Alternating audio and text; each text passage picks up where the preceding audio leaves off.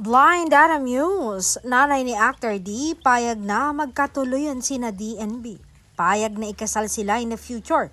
Saad niya sa isang interview, nakikita kung magkakatuluyan sila. Kasi kung paano ka-excited na magkwento ang anak ko sa buhay love life niya, sa akin, alam kong mahal niya ang kanyang nobya at siya ang nais niyang pakasalan. Kitang-kita kasi sa mga mata niya, masayang-masaya siya pag usaping nobya na niya.